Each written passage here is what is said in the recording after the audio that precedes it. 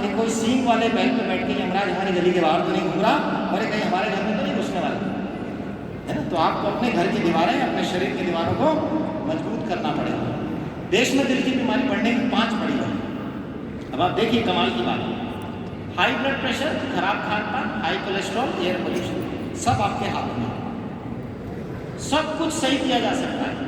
अगर सब कुछ सही किया जा सकता है फिर भी लोग अगर हार्ट अटैक से मर रहे हैं तो ये मूर्खता व्यक्ति की स्वयं की है, ना कि ईश्वर का दिया हुआ आशीर्वाद। लेकिन हम किस पे ढोल देते हैं, किस पे डाल देते हैं, प्रभु की जो मर्जी।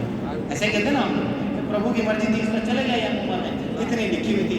रिफाइंड तेल, अभी आज रिफाइंड तेल की पूरी मैंने भी खाई है, लेकिन घर जाके मैं धो लूँगा। 11.5 pH में नहा के खूब अंदर से इसको धो लेंगे। तो इस तरह का तेल हम लोग रिफाइंड ऑयल खा रहे हैं। दुकान पे जाते सबसे सस्ता तेल देना, मौत का तेल, सूंघने से भी मर रहे हैं, इनफर्टिलिटी हो रही है, पर हमसे रिफाइंड ऑयल छूट नहीं रही।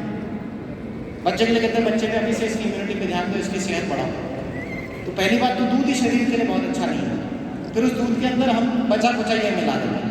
माएँ अपने हाथ से जहर मिला देती है उसको कि मैं अपने बच्चे को अच्छा टॉनिक दे रही हूँ, इससे इसकी हाइट बढ़ेगी, इसकी ग्रोथ होगी, ये बाजरे के झाड़ की तरह लंबा हो जाएगा, लंबा नहीं हो जाएगा, वो 15-20 साल की उम्र में हार्ट अटैक से चला जाएगा।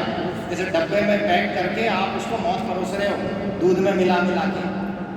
तो ऐसी माएँ मत बनो, है ना, क्योंकि आप जानकारी इकट्ठी करो। इसकी वजह से बड़ा आ रहा है अखबार में कि इनकी वजह से युवा हार्ट अटैक आ रहे हैं। तो ऐसी कोई भी चीज़ आप बच्चों को मत परोसेंगे तो कहाँ होगा, लाइन कहाँ लगानी पड़ेगी अपने को, कहाँ लगेगी लाइन, मुक्ति धाम में लाइन लगेगी, वहीं जाना पड़ेगा।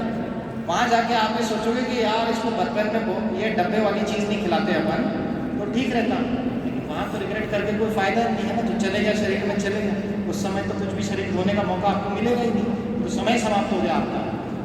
और देखो बीमारियों की स्थिति, अभी 2 दिन पहले मैंने एक मरीज़ की छुट्टी करी, 10-15 दिन पहले मैंने बाईपास करी थी उसकी। श्योपुर एमपी से आया था वो ऑपरेशन करवाने के लिए, वो इंदौर नहीं गया, मेरे पास आया, कोटा के डॉक्टर साहब आपका नाम सुना है, आपसे ऑपरेट करवाऊंगा। मुझे छुट्टी करते टाइम पता लगा उसकी बेटी है 30 साल की, जिसका ब्रेस्ट कैंसर का ट्रीटमेंट चल रहा है 1.5 साल से। इस मरीज की उम्र थी लगभग 70 साल। ये ठीक होके गया, मेरे मन में एक ही भाव आया कि इसे ये डेटा नहीं पता। डेटा क्या है कि अगर आपको ब्रेस्ट कैंसर हो गया है तो 1 साल के अंदर 50% मरीज इलाज के दौरान मर जाते हैं।